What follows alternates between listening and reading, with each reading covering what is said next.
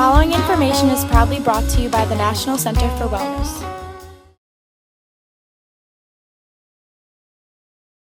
You know, the mind and body are one. They're not two separate entities that we treat separately.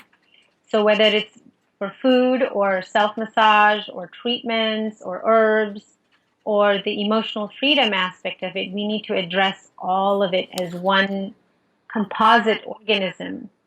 And I especially love the emotional freedom aspect of my work because that's the part that nobody wants to talk about. And I want to talk about it. I want to explore it.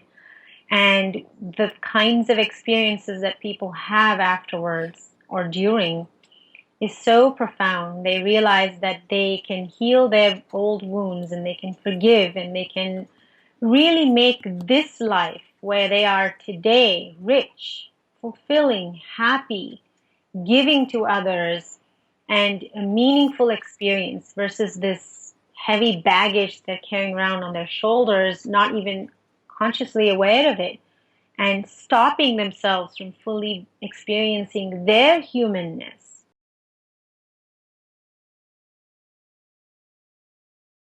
I'm a big proponent of being present Yeah. in your day and in your life, and when you eat, focus on eating. You know, don't be eating to do other things. Don't be eating while you're watching some TV show, but focus on the foods that you're actually eating. I think one of the wonderful things that I heard one of the callers or one of the interview experts talk about was when you cook, to cook a meal at home versus to order something. To cook at home, the person cooking that is literally filling that, putting the food in there, but you're filling that the plates or the pots with love, and it's that love from that you give that gives the food so much nourishment, that to be present when you're eating something makes such a profound difference in every cell in our body, but the way that we work. Hearing you say that just resonates, that is such a wonderful aspect of a lot of the things that go along in the philosophy of understanding how to have a more meaningful life and how to connect with it. You had mentioned the emotional freedom technique. Can you talk a little bit about that? That might not be something that somebody is familiar with as they listen to the call. Talk a little bit about that and some of the experiences that you've had or how you like to use that.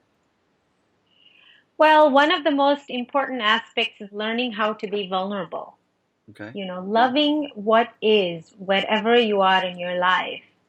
And so many people avoid that because they're so afraid of expressing themselves, so afraid of acknowledging their own feelings. And I say that there is no bad emotion. There's either expression of it or there's no expression of it. Right. And so often I role play with my clients. I show them how to express their feelings, how to be vulnerable, and a majority of my work is with women. And being able to be vulnerable is a substantially feminine quality, which many women are afraid to explore. And so that's one of the things we do is we really try to see, not try to see, but try to experience the space that we can create within us when we feel vulnerable. What is it? What deeper truths can we show from within us to the ones we love? And what do we feel? Where do we feel it in our body? Because all feelings settle in the body. Every cell feels everything that you're thinking and feeling. And so I always try to take people back to this idea that, if you don't address your emotions, it's going to affect your body. And then you can't just go and treat the body. Right. You'll have very minimal results. So let's go to the root. The root of all disease in Ayurveda, it's said the root of all disease is in the mind. So if we can keep the mind balanced, if we can keep the mind clear and pure, and if we can open the heart and integrate our lives between the mind and the heart, then it will impact the body in a very beautiful way, and then you're free. You're free to travel light, and be happy and share and be loving. Because fundamentally, everybody wants love. Sure. Everybody wants to be loved. Everybody wants to be able to give love. So one of the most important things I teach is, what does self-love mean to you? What is self-love? And most of the time, people just look at me blankly and say, they have no idea what that means. Right. And the easiest way I describe it is when you look at your partner, your husband, or your child, and what you feel in your heart for them, can you feel that in your heart for you? Right.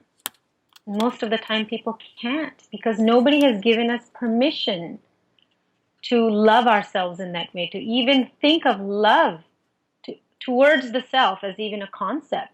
I know I wasn't raised that way. I was raised in a very beautiful way, but that was not even in anybody's awareness. Right.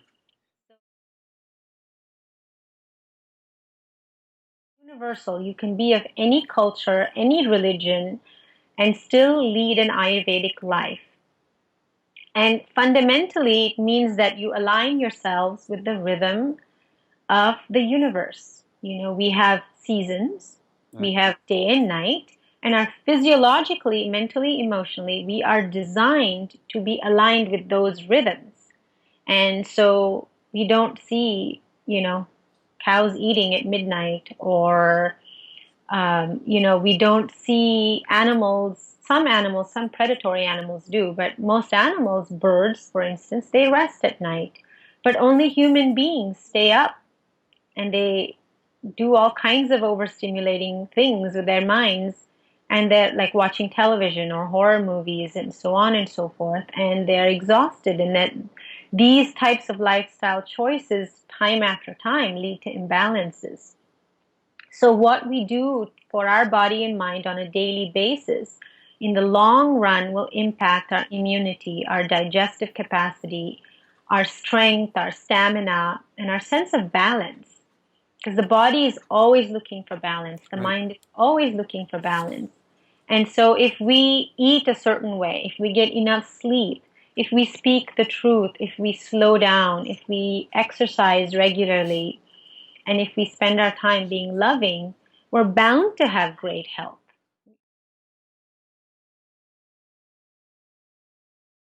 Um, what are some basic recommendations that pregnant and new mothers can use for health and balance in general? Like we're going to talk about lifestyle and foods. Tell us a little bit about those, and we'll go into a list for you that really outlines what you'd recommend for mothers to be doing to nourish to get their body ready. For pregnant mothers, correct? Yep. Proper food, definitely. Not, I know many women eat all kinds of junk in the name of cravings, but if you're eating a balanced diet, not starvation, not going on a diet, but a diet that's rich in everything your body needs, cooked vegetables, some raw vegetables, fresh fruit, legumes, beans, and those people who eat meat, chicken, fish in small amounts, freshly prepared. The body best digests fresh food. If Right. the food is frozen, old, canned, stale, leftovers, it's not going to be able to process it. And that's how toxins accumulate. This is all Ayurvedic knowledge. Then over time it accumulates toxins, and then your digestive system is not functioning optimally, which then impacts your immune system, and you Right. get allergies and weight gain and blah blah blah. So eating fresh food every day. Fresh food contains prana, life force.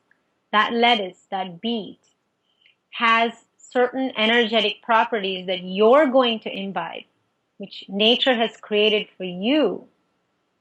And when you eat it in a fresh form, prepared that day and eaten that day, then you're benefiting from that energy. Right. And then what you create, your cells, your blood, everything is nourished and refreshed versus old and toxic and exhausted and barely able to function. So especially pregnant mothers need fresh food. And besides food, some form of exercise and adequate sleep, and more importantly, a stress-free environment.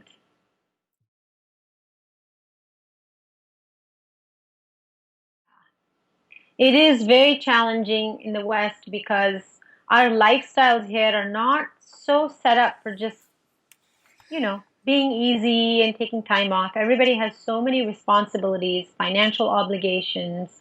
There's tremendous pressure. in our Western lifestyle here. So as best as you can to reduce as much stress as you can in your life, because your baby is growing in your uterus, in your womb, and energetically your baby is picking up everything. Yes.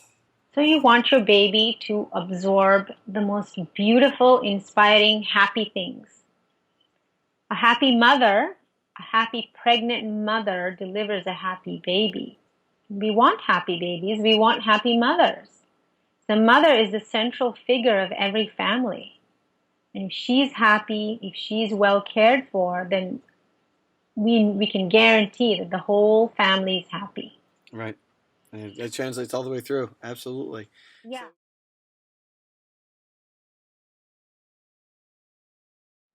Definitely. The very first thing is please don't leave a new mother alone. It is not for her to figure things out and struggle to make a meal for herself while her new baby is crying for her attention and her body is fatigued. So let's make sure that we have a friend or a mother or a cousin, aunt, anybody, or a postpartum doula. Be with the mother. Allow her to rest and sleep because sometimes babies don't always sleep. Mother is exhausted. She needs to sleep. So if somebody can hold hold the baby so the mother can sleep, then that would be a great gift. Especially somebody who's experienced, right, who already had a baby or is a grandmother. There's a certain energy. I remember when I had my son, he used to cry so much in the first few weeks. And every time my mother held him, he would stop crying. Because there's a certain way that she picked him up with this level of confidence and she knew how to hold him that just made him feel so safe. Right. For me, it was still a brand new experience, so I was not that confident. And I recall saying to her, "Oh, isn't that interesting? He never cries when you hold him. He just stops crying the moment you hold him." So let's always make sure that new mothers are supported with the company of wise women, older women who have the experience of childbirth and child rearing, especially in infancy. Secondly, make sure that your new mom does not have to cook for herself.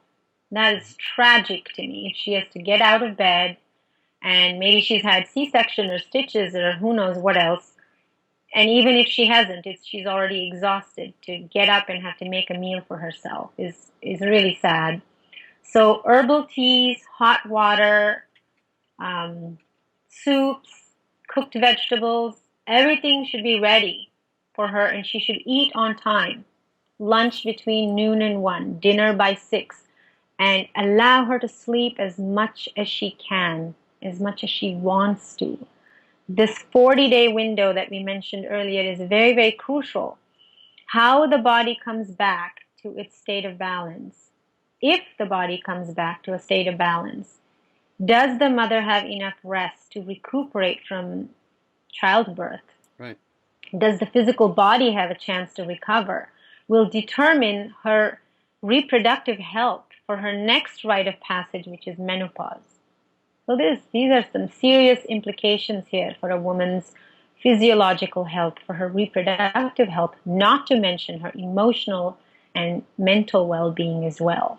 A lot of postpartum depression comes from fatigue, deep fatigue, not sleeping enough, running around, running errands and having long visits with friends and talking. All of those things are very exhausting. So a lot of rest, a lot of nurturance, a lot of sleep, and just allow her to be with the baby.